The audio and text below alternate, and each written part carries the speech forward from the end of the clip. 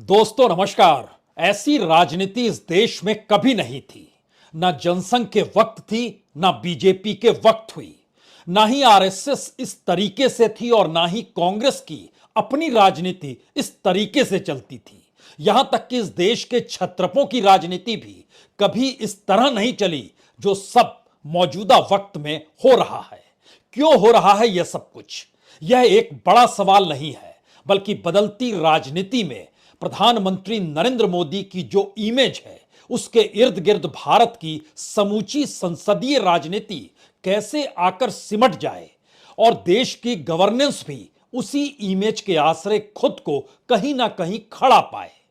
यानी इस देश की समूची धारा एक शख्स के इर्द गिर्द आकर अगर खड़ी हो गई तो फिर उस इमेज के बनने का मतलब है तमाम जगहों पर जीत हासिल करते चले जाना, और अगर हार गए तो फिर उसके बाद कोई बचाने वाला नहीं बचेगा। और शायद यही संकट बीजेपी के भीतर धीरे धीरे घुमड़ने लगा है।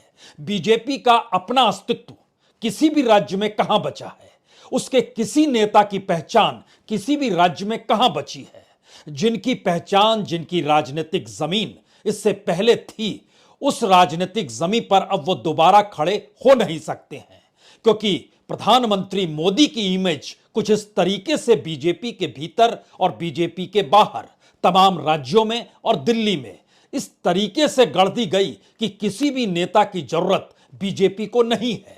और शायद इसीलिए बीजेपी के भीतर जो ताकतवर नेताओं की एक कतार हुआ करती थी, वह सभी कमजोर होते चले गए और बहुतों को दरकिनार हाशिए पर यह कहकर ढकेला गया कि नई पीढ़ी को आने दीजिए।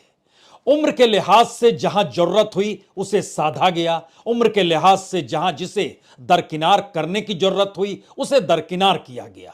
येदियुरप्पा 80 बरस की उम्र में भी बीजेपी की जरूरत है, तो मुख्यमंत्री पद से जब हटाया गया तो उम्र का ही जिक्र किया गया, और अब जब लाया गया तो उनकी राजनीतिक जमीन पर बीजेपी कैसे जीत हासिल कर सकती है इसे परखा गया। तो अपने तरह की इमेज नरेंद्र मोदी ने गढ़ी है इस देश के भीतर में, और इसके पीछे जो खर्चा हुआ है वह खर्चा शायद भारत के राजनीतिक इतिहास में किसी की इमेज को गढ़ने के लिए इतना खर्चा नहीं हुआ होगा। आज जिक्र खर्चे का नहीं, आज तो जिक्र उस सियासत का जिस सियासत की जरूरत भारत के भीतर इससे पहले किसी नेता ने महसूस की नहीं होगी। एक एक राज्य को टटोलते चले जाइए, वहां जिन नेताओं की मौजूदगी उस राज्य की पहचान थी, उन नेताओं को उन राज्यों से हटा दिया गया, और उनके बदले जिन नेताओं को जगह दी गई उनकी अपनी कोई राजनीतिक जमीन नहीं है। आप यह भी कर सकते हैं कि मोदी कैबिनेट में भी आपको राज्यसभा के ऐसे सदस्य नजर आएंगे जिनकी अपनी कोई राजनीतिक जमीन नहीं है। और इन सब इमेज को लेकर कांग्रेस जिस राजनीति की दिशा में लगातार बढ़ रही है, वह मोदी की इमेज पर ही सीधा हमला है। अडानी कांड अगर उसकी परतें खुल जाए तो यह इमेज क्या ढहढहा कर गिर जाएगी? अगर राहुल गांधी से पूछिए तो वो कहेंगे अडानी ही मोदी है। केजरीवाल से पूछिए जो विपक्ष की राजनीति को साध रहे हैं, उनसे पूछिए वो कहेंगे ईडी ही अडानी है। अखिलेश यादव से पूछिए वह भी कहेंगे, या फिर ममता बनर्जी कहती रही, चंद्रशेखर राव कहते रहे, सीबीआई ही अडानी है। इस देश के भीतर में कैग का जिक्र हो, इलेक्शन कमीशन का जिक्र हो, या फिर गवर्निंग बॉडी को लेकर किसी भी ब्यूरोक्रेट का जिक्र किया जाए, उसकी पहचान अगर देश के प्रधानमंत्री यानी नरेंद्र मोदी से नहीं जुड़ी या उनके उस कॉकस से नहीं जुड़ी जिसके आश्रय यह देश गवर्नेंस को देख रहा है, तब वो महत्वहीन है, उसका कोई महत्व नहीं है।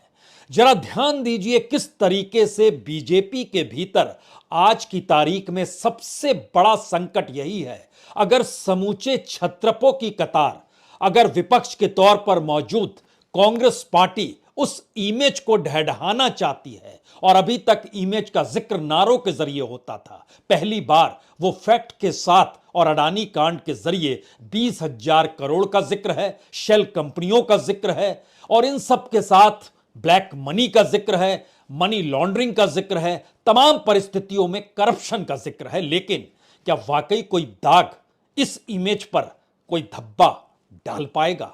मुश्किल सवाल है।